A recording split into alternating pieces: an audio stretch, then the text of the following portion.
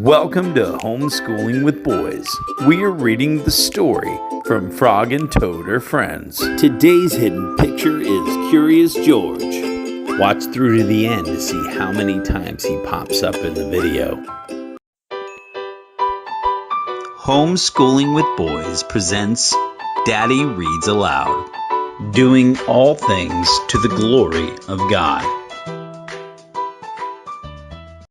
Frog and Toad Are Friends. Story and Pictures by Arnold Lobel. Chapter 2. The Story. One day in summer, Frog was not feeling well. Toad said, "Frog, you are looking quite green." "But I always look green," said Frog. "I'm a frog." "Today you look very green, even for a frog," said Toad.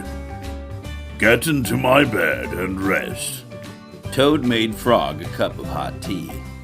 Frog drank the tea, and then he said, "Tell me a story while I'm resting."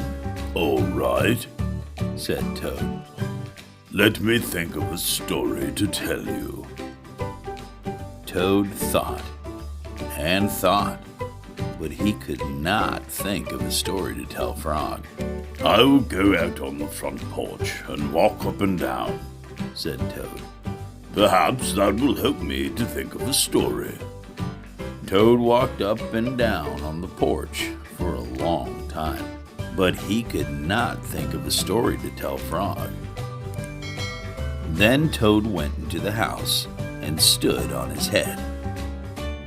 "Why are you standing on your head?" asked Frog. "I hope that if I stand on my head, it will help me to think of a story," said Toad. Toad stood on his head for a long time, but he could not think of a story to tell Frog. Then Toad poured a glass of water over his head. "Why are you pouring water over your head?" asked Frog. "I hope that if I pour water over my head, it will help me to think of a story," said Toad. Toad poured many glasses of water over his head, but he could not think of a story to tell Frog. Then Toad began to bang his head against the wall. "Why are you banging your head against the wall?" asked Frog. "I hope that if I bang my head against the wall hard enough, it will help me to think of a story," said Toad. "I'm feeling much better now, Toad," said Frog. "I do not think I need a story anymore." "Then you get out of bed and let me get into it," said Toad, "because now I feel terrible." Frog said, "Would you like me to tell you a story, Toad?" "Yes," said Toad, "if you know one."